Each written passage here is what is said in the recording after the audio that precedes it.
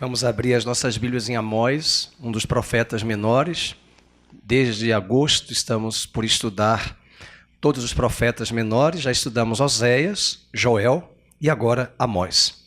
Fiquemos de pé, os que puderem, e vamos abrir em capítulo 9, que na verdade é o último capítulo do livro. Tá bom? Vamos ver o que Deus quer falar para o Brasil. Capítulo 9, versos de número 11 ao 15. São as últimas palavras daquele profeta chamado o profeta que clama por justiça social. 9 e 11. Naquele dia, levantarei o tabernáculo de Davi, que está caído, e repararei suas brechas.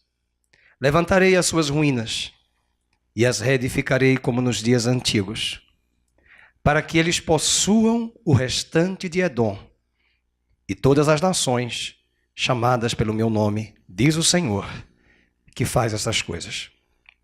Dias virão, diz o Senhor, em que o que lavra seguirá logo ao que colhe, e o que pisa as uvas ao que lança a semente. E os montes destilarão vinho novo, e todas as colinas se derreterão. Também trarei do cativeiro o meu povo Israel, e eles reedificarão as cidades que estão em ruínas e habitarão nelas. Plantarão vinhas e beberão o seu vinho. Cultivarão pomares e comerão do seu fruto. Assim, haverei de plantá-los na sua terra, e não serão mais arrancados da terra que lhes dei, diz o Senhor, teu Deus. Senhor, fala conosco, abrimos o teu livro sagrado e que nós não falemos de nós mesmos, mas que o Senhor fale do teu coração para o nosso coração e que saiamos ao término desta reunião edificados e encorajados pela palavra do Senhor. Em nome do teu Filho Jesus oramos. Amém. Você pode sentar. E como um bom cristão reformado, deixe a sua Bíblia aberta. Nós não ouvimos preleções, nós ouvimos e examinamos as Escrituras. Amós é um dos profetas que mais me encanta. De todos os profetas, a maioria eram homens ou sacerdotes, ou homens que tinham um vocabulário refinado, eruditos, intelectuais, como o caso de Isaías. A maioria dos profetas havia crescido no ambiente sacerdotal levítico de Israel. Não é o caso de Amós. Amós, se fosse brasileiro, talvez viria lá de Tocantins. Ele era boiadeiro, plantador de sicômoros, agricultor, um homem simples, um homem da terra. Não tinha em seu background, em seu currículo, um vocabulário erudito, refinado. Mas ele pôde dizer no livro de sua autoria: eu não sou profeta, eu não sou filho de profeta, mas Deus me chamou para profetizar. Se você que lê jornais, revistas, eu tenho visto muitos jornalistas ateus que conhecem muito o livro de Amós. Amós é uma referência na Bíblia, no Velho Testamento, tanto no judaísmo quanto no cristianismo. Ele é um dos profetas raros na Bíblia que clama o que o nosso país está clamando hoje: justiça social. Ele é um dos profetas que não mede esforços em seu vocabulário simples para dizer aos poderosos que Deus não aceita 2 pesos e 2 medidas. Ele é um profeta que vai colocar o dedo na lava-jato da época e dizer: vocês dormem em camas de marfim e os impostos que vocês taxam os pobres fazem com que estes pobres sejam sempre marginalizados, colocados à deriva, a escanteio da sociedade, em escanteio da sociedade. E Deus, o juiz de toda a terra, julgará naquele dia todos vocês. É muito importante, ao estudar um livro da Bíblia como esse, perguntar à Bíblia qual o nome desse autor, qual o significado do seu nome. Amós é uma palavra em hebraico que quer dizer aquele que carrega fardos. Numa palavra mais simples em hebraico seria carregador de fardos. E aqui entra a figura do intercessor. O homem de Deus que ora por uma nação. Uma pessoa que ama a oração. Se amar a Deus e conhecer a Deus, vai ser um carregador de fardos. Os pecados da nação brasileira são nossos pecados. Os pecados deste país são nossos. É bem certeza que você deve estar imaginando aí em sua mente, mas eu não tenho pecado como o brasileiro no geral tem pecado. Mas Daniel, no capítulo 9, ao jejuar 21 dias, ele confessa o pecado na primeira pessoa do plural. Ele não diz, eles pecaram, na terceira do plural. Ele diz, nós pecamos. Nós nos corrompemos. Nós nos desviamos, nos apartamos de ti. Essa é a figura do intercessor. O peso que Deus quer transmitir à igreja brasileira é esse peso dessa corrupção moral, física, espiritual, ética, política, que não apenas está em Brasília, está inserida em toda a sociedade, inclusive na igreja. É muito importante lembrar o significado do seu nome, aquele que carrega fardos. Na verdade, o livro dele tem muitos fardos e muitos julgamentos. Amós era um pastor de ovelhas. Ele dá continuidade ao ministério profético de dois profetas bastante conhecidos da época, Eliseu e Elias. Eliseu e Elias profetizaram possivelmente entre os anos 860 e 810 a.C. Eles cumprem o papel deles. Mas Deus, em cada geração da terra, tem seus profetas em cada geração. Uma geração vem, diz Salomão, a outra geração vem, e cada geração Deus levanta homens e mulheres para serem sua boca aqui nesta terra. E nós precisamos, com sabedoria de Deus, discernimento, temor, discernir quem são estas bocas. Existe um espírito de engano. Existe um espírito que tenta ludibriar. Domingo passado, nós compartilhamos uma palavra, tanto de manhã quanto à noite, ensinando a igreja a votar. Eu não pedi votos. Eu não posso crer e admitir que num rebanho como esse, eu sou o dono daquilo que o artigo da Constituição diz, que todos nós, como brasileiros, temos a liberdade de pensamento. Eu não posso persuadir o teu pensamento a concordar e anuir com todas as minhas ideias. Mas eu também creio que uma boa parte dos rebanhos da igreja brasileira não tem senso crítico. Uma boa parte das igrejas não sabe votar. Há pessoas que estão achando que vão ter que eleger 2 governadores em São Paulo, na igreja. Pastor, qual é o próximo governador? Não, querida, só são 2 senadores. Isso mostra que falar de cidadania implica em educação. Implica em filosofia, senso crítico. Ninguém vai partir para o senso crítico vivendo no senso comum. Essa geração que está vindo aí nos últimos anos no Brasil, os jovens, eles não sabem o que foi a Europa, a Rússia, a Alemanha, a cortina de ferro. Essa geração que está vindo aí, ela não sabe o que é Guerra Fria. Essa geração que está vindo aí não sabe que após a morte de Marx, o que ele anunciou, dizendo a crise do capitalismo, após a sua morte, seu caixão ter sido sepultado, O capitalismo reconfigurou-se na Europa e tomou uma nova dimensão, e os trabalhadores que estavam pauperizados na Europa viveram melhores condições de trabalho nas empresas. Essa geração que está vindo aí ao Brasil não sabe. E o grande problema é a academia. Hoje, os profetas denunciavam os reis, denunciavam os sacerdotes corruptos. Hoje, a igreja precisa também denunciar a academia. As universidades públicas e muitas privadas são locais de alienação e lavagem cerebral. Eu estudei em universidade pública, tanto na graduação quanto no doutorado. E entrei em institutos de filosofia e ciências humanas. É uma verdadeira lavagem. E ai de você se discordar. Tem que ficar calado, mas eu não me calo.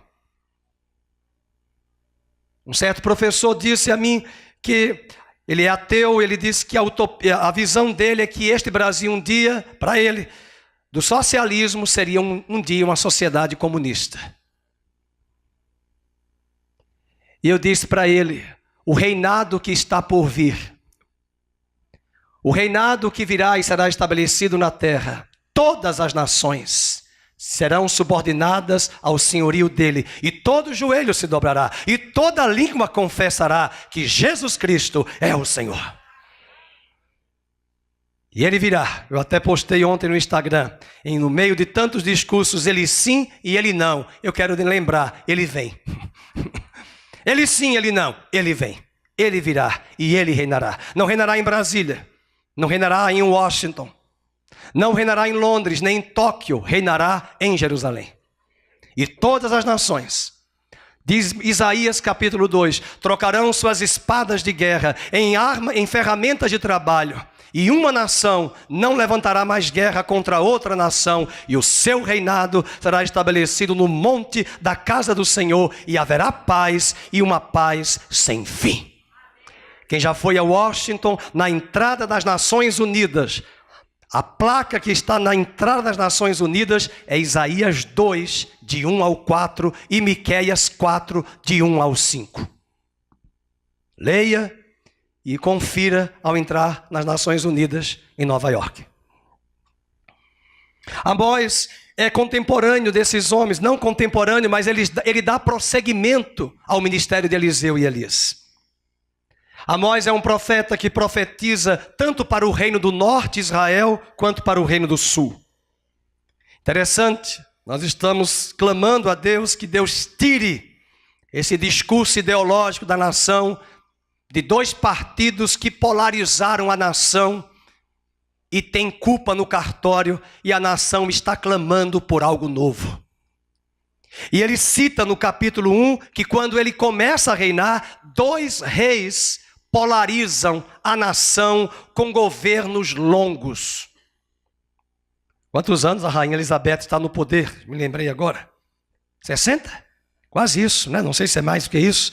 A mulher é forte, a dama de ferro não era Margaret Thatcher, era ela. É ela. E diz o texto em Amós capítulo 1, versículo 1. Veja, que ele profetiza na época de Uzias, rei de Judá. Sabe quantos anos reinou Uzias? Vocês estão sentados? Ganhou de Fidel Castro. 52 anos. Ele reinou. E esse profeta vai pôr o dedo indicador na testa de Uzias. Mas também ele vai profetizar para o rei do norte de Israel, porque Uzias era rei de Judá. Ele vai profetizar para um dos reis mais apóstatas, Jeroboão II, segundo, porque teve o primeiro. Veja no versículo número 1, ele diz, o rei de Judá, e no reinado de Jeroboão, filho de Joás, rei de Israel. Sabe quantos anos reinou Jeroboão II? Não foram 16, não foram 20, foram 41 anos. O profeta está dizendo, é muita injustiça, é muito caos, é muita crise ética, política, moral e o pior, espiritual. Pela primeira vez no Brasil, eu estou enxergando que uma boa parte da igreja protestante, reformada, pentecostal e neopentecostal parecem que vão votar no mesmo candidato. Embora nós sabemos que não há garantia, porque nenhum pastor deve transformar seu rebanho em voto cabresto. Mas Deus pode fazer o que fez com Davi. Não havia urna e eleição, mas Deus colocou no coração das 12 tribos de Israel, que seriam hoje os 12 estados do Brasil, ou capitanias. Naquela época eram tribos. E a Bíblia diz que as 12 tribos vieram a Davi e disseram: queremos o Senhor como nosso rei. Isso mostra que Deus pode colocar no coração de uma nação um clamor. Nossa esperança, queridos, não está em um homem, em um partido. A nossa esperança está em Cristo. Hoje é Santa Ceia. Eu quero lembrar à igreja que o sacrifício de Cristo é maior que qualquer candidato. Que a glória de Cristo é maior que a glória de qualquer partido. E a nossa esperança não está em homens. Ainda que precisamos votar em um homem e eleger um homem, e ainda que ele não seja perfeito e ideal, porque nem você é, nem nós somos, mas nós precisamos buscar de Deus discernimento e pedir a Deus sabedoria. Bem, isso é apenas uma introdução. Amós profetiza no ano 793 a 753 a.C. E eu escolhi 5 aspectos fundamentais do futuro do dia do Senhor, que os profetas tanto falam, para refletirmos hoje sobre o Brasil.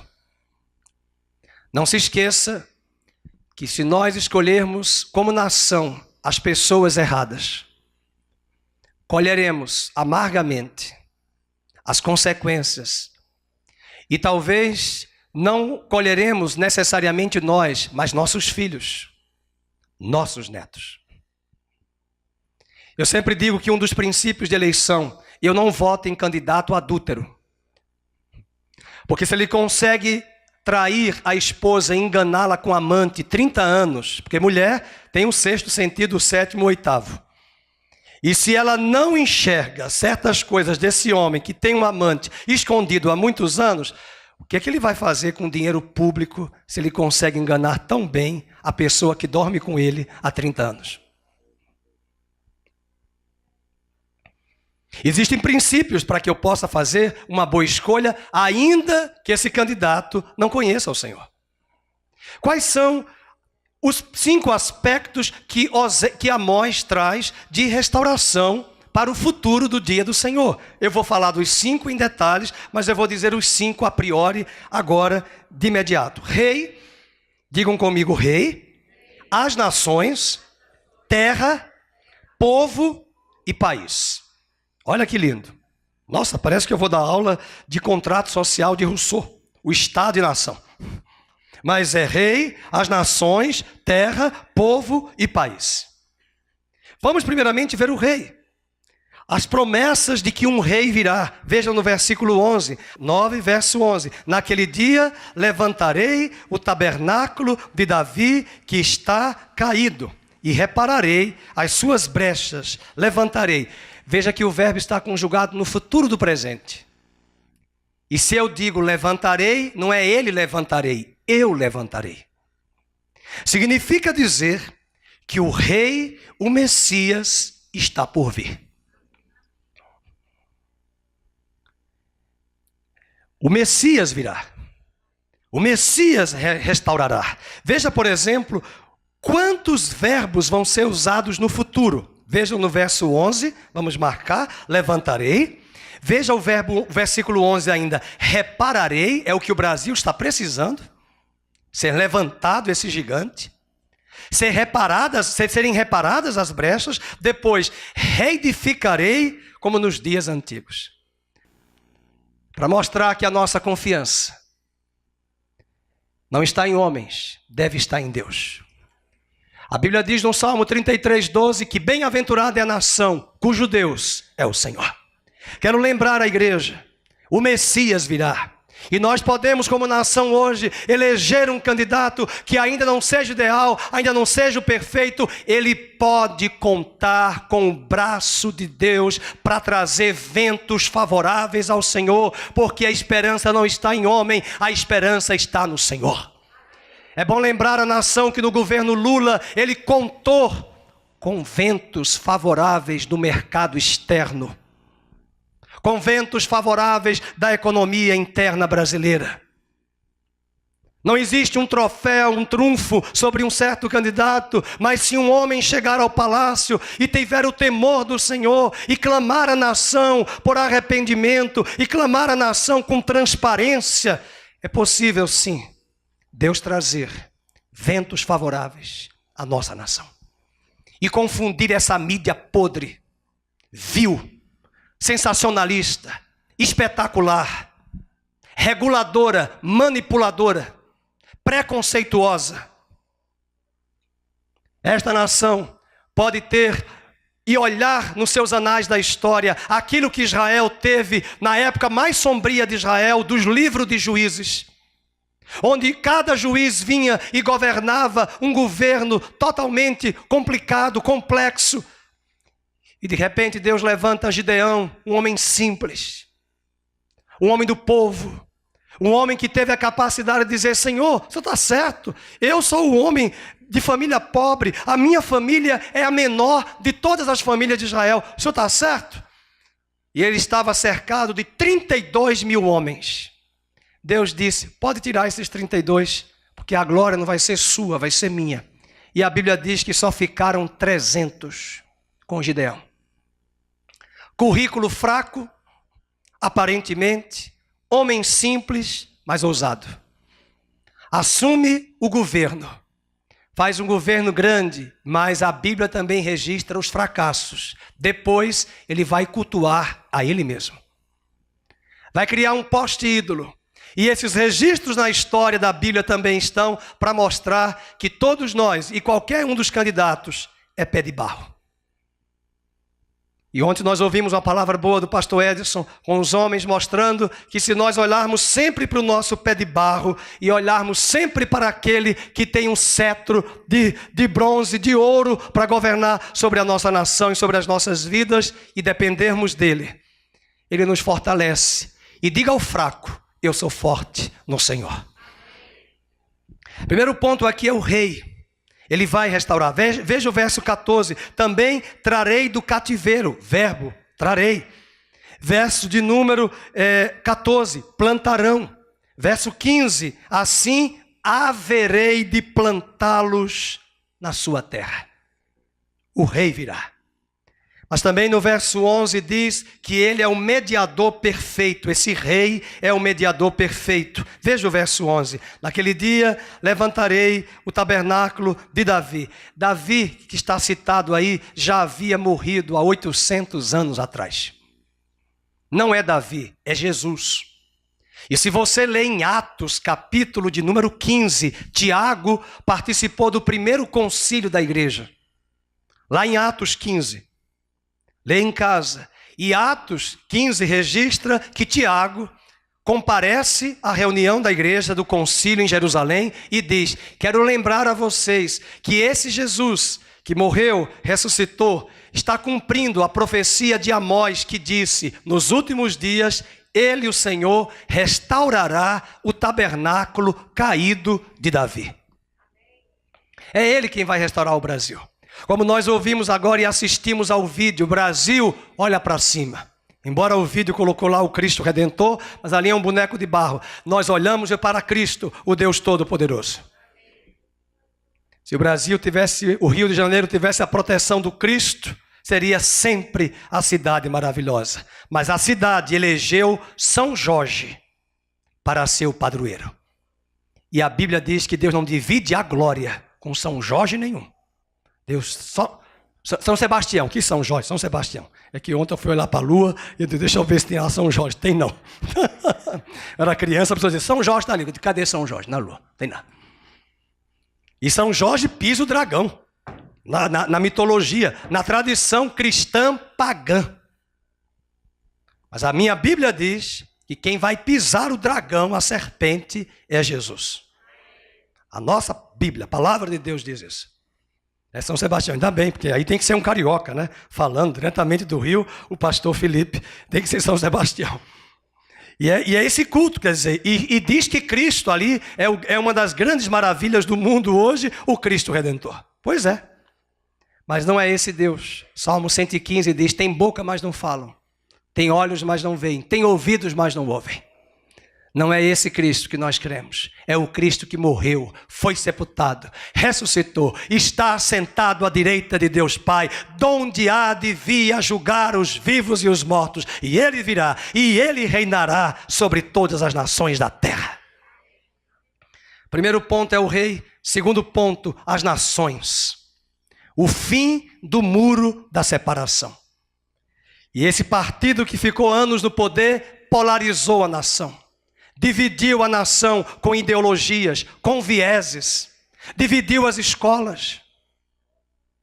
Dividiu o mundo empresarial. Dividiu as universidades. Trazendo celeuma, trazendo confusão. O muro de Berlim já caiu, juventude. A perestroika chegou à Rússia. O capitalismo invadiu. Chegou.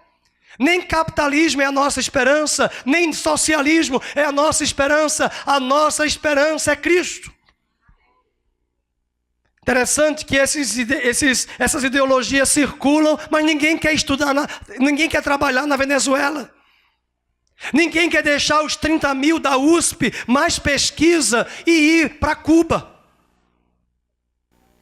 Você quer esse país? Você quer essa ideologia? Você quer esse cerceamento? Pois é, isso é viés marxista, leninista. Às vezes eu tenho a vontade de entrar na TV, tenho vontade de quebrar a jornalista de uma grande emissora que roubou um banco na ditadura militar. Quem é a senhora para ter autoridade? Por que a senhora não diz que a senhora foi lá na baderna roubar banco? Banco é do setor privado, minha querida. Agora quer dar uma de santa, intelectual, acadêmica, ícone dessa emissora, e é cristã, e faz esse tipo de coisa, manipulando a nação, dominada por um dono de uma grande emissora. Mas o Senhor virá, Ele reinará, e Ele quebrará com cetro de ferro toda a impiedade e injustiça nesta nação. E se justiça não for feita no reino milenar, Ele estabelecerá as nações que ficarão no governo da terra. E ninguém vai para o céu não, isso aí é cristianismo de idade média. Quem quiser ir para o céu, morra logo agora. Jesus virá e reinará na terra. E a terra vai ser restaurada. E não vai haver ideologia nenhuma. É o reino de Deus que será estabelecido. É assim que eu creio. É assim que a Bíblia diz. Número 2. Deus me guarde. As nações. Verso 12. Para que eles possuam o restante de Edom. Isso aqui é importante. Edom foi o maior inimigo de Israel. Sabe quem era Edom? Irmão de Jacó. É Esaú. E o que está acontecendo, que esse partido trouxe apartheid na nação, jogando contendas entre os próprios brasileiros. Um candidato aí, não sei se ele é candidato, acho que não, ele já é senador, no Rio de Janeiro, chamou a nação com a mão empunhada e disse, nós vamos para a rebelião social. Rebelião nasceu em Lúcifer, querido. Rebelião é o princípio da queda. E essa frase é perigosíssima. Eu perguntei ao texto, por que ele diz, para que eles possuam o restante de Edom e todas as nações chamadas pelo meu nome. Eu gostaria que você meditasse comigo agora. Abra comigo a sua Bíblia em Números 20, 14 ao 21. Rapidamente. Você precisa entender quem é Edom. Edom é uma figura de Esaú que foi irmão de Jacó. É o mesmo nome. E a Bíblia diz que Deus ficou irado e disse, por que você se levantou contra teu irmão? Agora vem dizer que quem está polarizando a nação é o candidato que está na frente. Mas a nação já está polarizada há anos. E tem outros candidatos de direita que, ao invés de terem se posicionado, perderam votos. Tanto de centro-esquerda quanto centro-direita. Porque a nação está cansada de ficar dividida em polarizações. Números capítulo 20, verso 14. De Cádiz, Moisés enviou mensageiros ao rei de Edom, dizendo-lhe: assim diz teu irmão Israel, teu irmão Israel, teu irmão Israel. Tu sabes de toda a luta que temos enfrentado. Parece o Brasil, viu? Aqui, vamos ver, você vai observar. Como nossos pais desceram ao Egito, onde habitamos muito tempo. Como os egípcios nos maltrataram, a nós e a nossos pais. E quando clamamos ao Senhor, Ele ouviu a nossa voz e mandou um anjo. Aí veja, versículo 16. Agora estamos em Cádiz, cidade da fronteira das tuas terras. Aí Israel pede lá no deserto: deixa-nos passar pela tua terra. Não passaremos pelos campos, nem pelas vinhas, nem beberemos a água dos poços, iremos pela estrada real, não nos desviando nem para a direita, nem para a esquerda, até que tenhamos atravessado as tuas terras. Mas Edom lhe respondeu: olha, vamos ver? Parece um partido aí. Não passarás por minhas terras. Do contrário, sairei com a espada contra ti. É o que eles gostam. Irmão brigando contra irmão. Vamos parafrasear. Patriotas da mesma pátria, civis, brigando com os irmãos civis da mesma pátria. É uma guerra civil. Versículo de número 18, nós lemos, ele diz: mas os israelitas insistiram: subiremos pela estrada real, e se eu e o meu gado bebermos da tua água, pagarei por ela. Quer dizer, eu vou beber até a água, eu pago. É apenas isso, deixa-me somente passar a pé. Verso 20, leiam. Mas Edom respondeu: esse é terrível, não passarás. E saiu contra eles com muita gente, olha aqui, bem armada. É lampião mesmo, Maria Bonita. Gostam de guerra, gostam de foice, que é o símbolo lá do partido, né, irmãos? Partido, a foice, a degolar. E de punho. E aí diz, e assim, olha o 21, a Bíblia diz, irmãos, quando a Bíblia diz, e veja, esse incidente foi na época daquilo que a minha esposa cantou agora. O nosso Deus é um Deus de milagre, caminho no deserto. Lá na época de Moisés. Passaram-se séculos. Amós está dizendo, para que as nações possuam as terras que Edom, com guerra, com sangue, dominaram. Eu pergunto a você, por que Amós, em certo momento da sua palavra profética, traz Edom de volta? E veja agora, saiamos do texto, voltemos para Amós, sim, rapidamente, vamos para o capítulo 1, verso 11 de Amós. Ele vai citar Edom. E ele vai deixar muito claro, é o que está acontecendo no Brasil. Nós estamos brigando com os próprios brasileiros, que éramos para estarmos unidos. Versículo 11. Assim diz o Senhor, pelas 3 transgressões de Edom, sim, e pela 4ª, não retirarei o castigo. Agora veja, por quê? Ele vai explicar. Pois, vamos, 1:11. Perseguiu seu irmão com espada, sem nenhuma compaixão, despedaçando sem parar com sua fúria, e conservou sua indignação para sempre. E eles guardam ódio, né? É um ódio. É igual aquele ódio de nora que está com raiva da sogra. E eu digo, quando foi, irmão, que ela fez isso? Eu pensei que fosse ontem. Não, foi no dia 24 de agosto de 1982. Eu digo, meu Deus do céu, você está guardando isso da sogra? Que é vingativo. Nós temos que fazer a vingança. Mas Hebreus capítulo 13 diz, a vingança é minha, diz o Senhor. Não conhece Bíblia.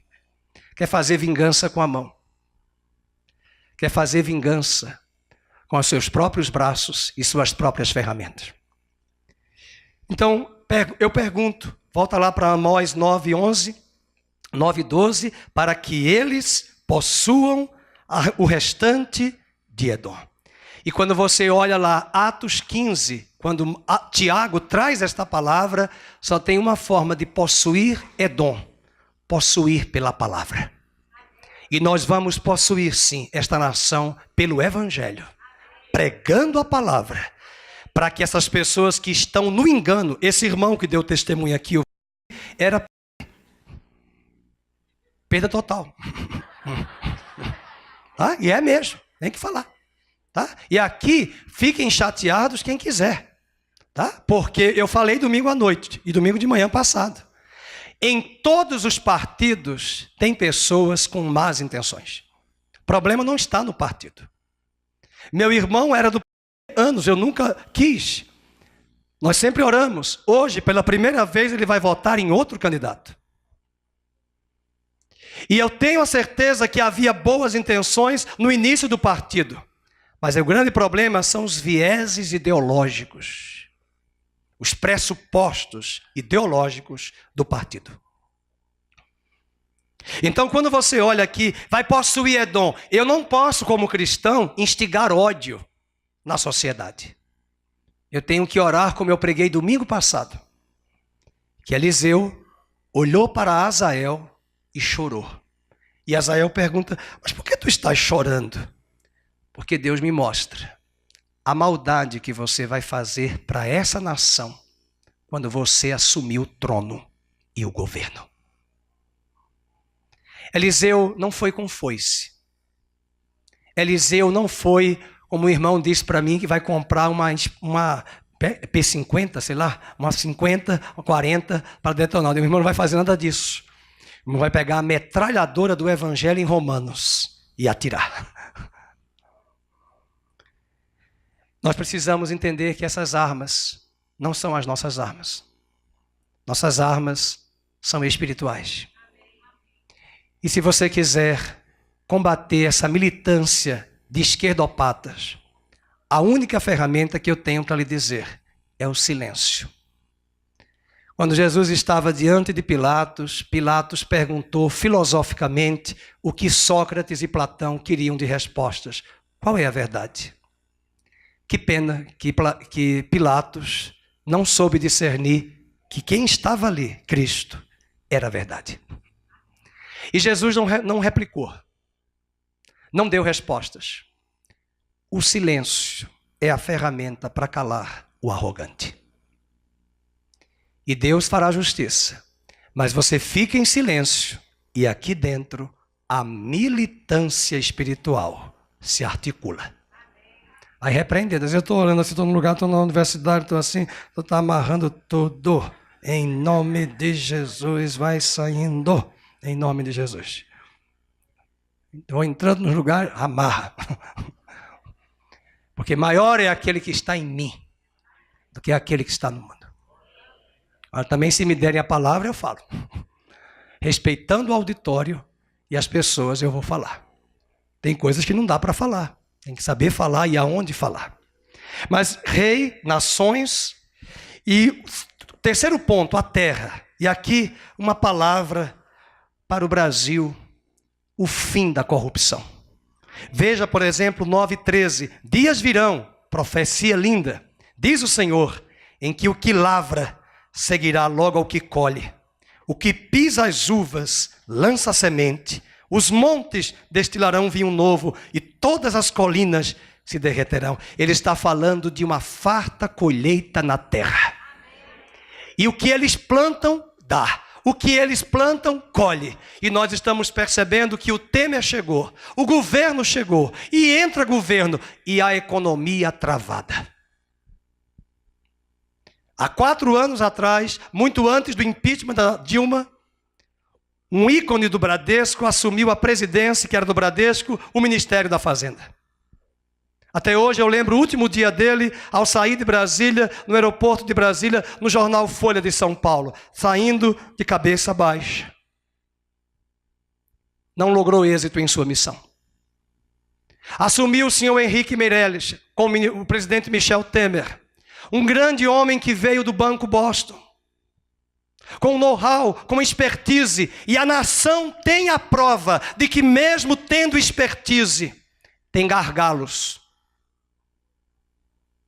E nós somos cristãos, mais do que gargalos, tem uma atmosfera espiritual, e essa atmosfera age porque tem pecado de corrupção na cultura e na sociedade brasileira. E o que impede o decolar da nação, o que impede a nação se levantar economicamente, é a corrupção atrelada nas entranhas da igreja, da política, da sociedade, na escola, na rua e nos bancos. E não é hora de acusar ninguém. É hora de voltar o nosso coração para Deus e nos arrependermos do pobre ao mais rico.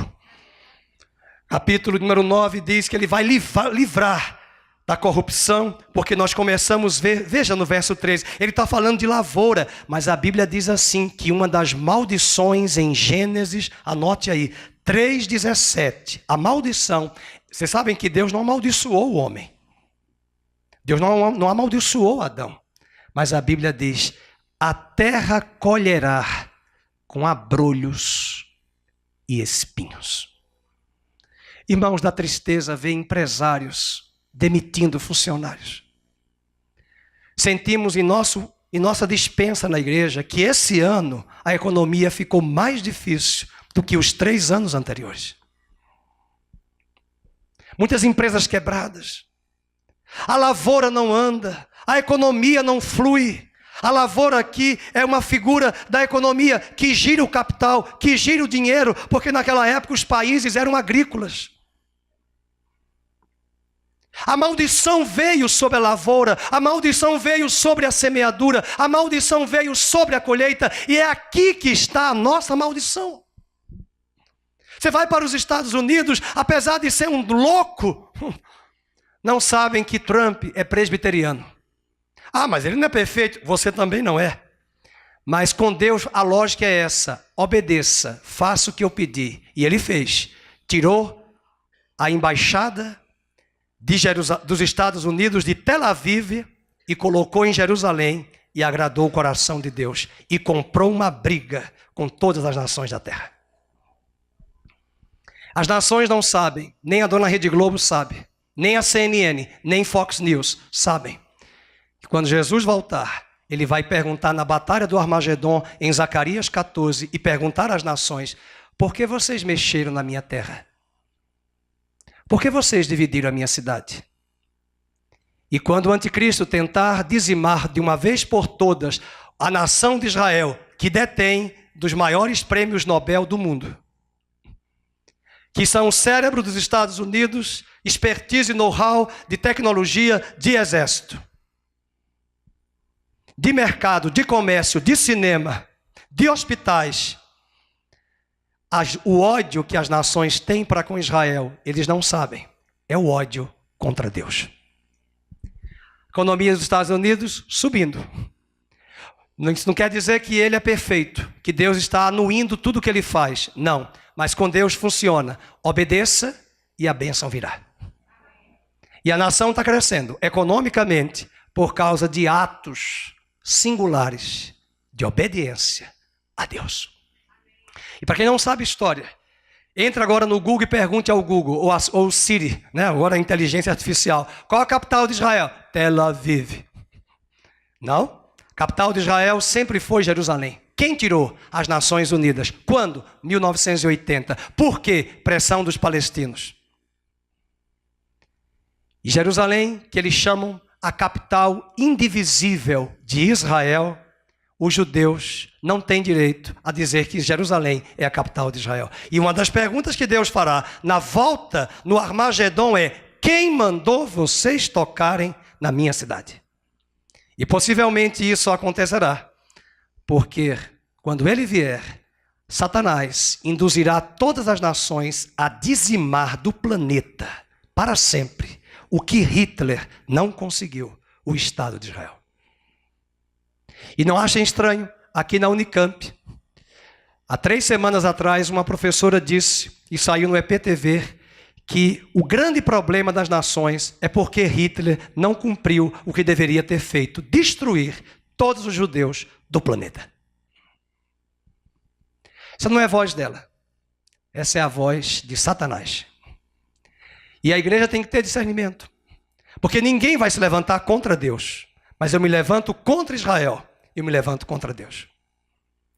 E essa guerra, essa política agora, essa eleição, pela primeira vez eu posso dizer, porque muitos estão percebendo isso, essa eleição é mais ideológica, de vieses espirituais, do que tanto política. É uma guerra de valores. É uma guerra, sim, do bem e do mal. Mas como brasileiros precisamos nos unir. E a ideia não é sermos cristãos, é pensar agora na pátria. E essa terra vai ser livre da corrupção. 2 pontos ainda para finalizar. O povo. O fim das expectativas frustradas. 9:14. Olha que coisa linda. Eu trarei do cativeiro o meu povo Israel. Vamos dizer de novo? Eu trarei do cativeiro o meu povo Israel.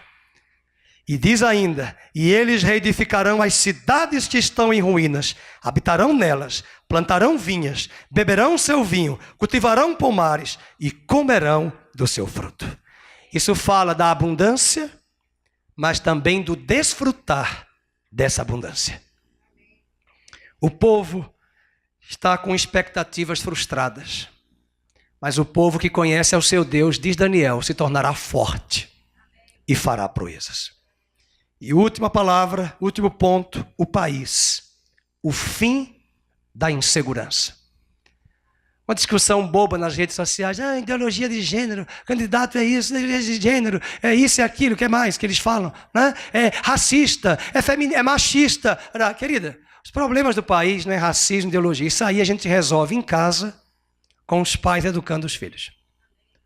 Os problemas do país é a insegurança. Quem viaja para o exterior sabe, é seguríssimo andar em várias partes do planeta. Aqui não, aqui a gente tem que andar assim, onde é que eu estou?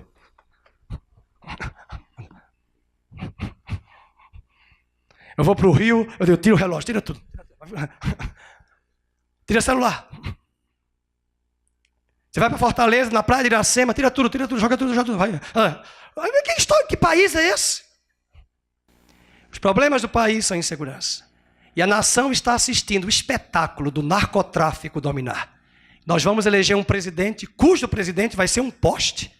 Dominado, assim como o narcotráfico do presídio domina as favelas e a nação, de maneira nenhuma. E o verso número 15, o último versículo diz, olha que palavra tremenda. E assim haverei de plantá-los na sua terra, e não serão mais arrancados da terra. Isso fala de segurança e estabilidade. Interessante que o livro de Amós começa, palavras de Amós, versículo 1 do capítulo 1. Último versículo diz assim, diz o Senhor Deus. O homem começou a falar. Deus colocou o ponto final na profecia. Haverá estabilidade. Jamais serão arrancados da terra. O primeiro-ministro de Israel, Benjamim, falou na ONU há 2 anos e disse, essa profecia e a de Oséias. A nossa presidente Dilma, aquilo que Oswaldo de Aranha fez o voto Minerva, em 47 de novembro, nas Nações Unidas em Nova York, dando o apoio ao Estado de Israel após a Segunda Guerra Mundial. Ele deu o voto Minerva, um brasileiro, o senhor Lula e a senhora Dilma, dizem que não aceitam a existência do Estado de Israel, é a Palestina. Que Deus nos guarde dessa visão míope. Mas a Bíblia diz, e o próprio Amós fala, e o Benjamim falou em Nova York, disse há 2 anos atrás, está no YouTube. Nós voltamos para essa terra, a nossa terra, porque Deus jurou a Abraão, a Isaac e a Jacó, e falou a Oséias, e disse em Amós que jamais seríamos arrancados desta terra. E essa nação, nesses 4 anos, o Brasil, perdeu mão de obra em todos os sentidos, de um expertise fantástico, foram morar na Austrália, Irlanda, Europa, Canadá, Estados Unidos, Japão. Os melhores estão indo para fora, porque não há condições. Que eles voltem, que eles venham e que a nação fique para lutar pela pátria, a fim de que jamais sejamos arrancados. Dê uma salva de palmas ao Senhor, glórias a Ele, honra, louvores e adoração jamais serão arrancados desta terra. Quem viaja para o exterior sabe, há coisas maravilhosas, mas há uma saudade, como dizia um amigo nosso da minha família, conterrâneo, que saiu de Paris furioso, correndo, nem esperou a excursão terminar em 1980. Ele disse: eu quero é comer feijão, eu quero é comer arroz, eu quero é comer charque, eu estou com saudade do meu Brasil. E eu amo o país, eu amo a nação brasileira. E vamos voltar com cidadania e dignidade, pedir a Deus sabedoria e cumprirmos o nosso papel, vigilantes, atentos, fiscais do nosso voto, clamando a Deus que venham tempos melhores sobre o nosso país.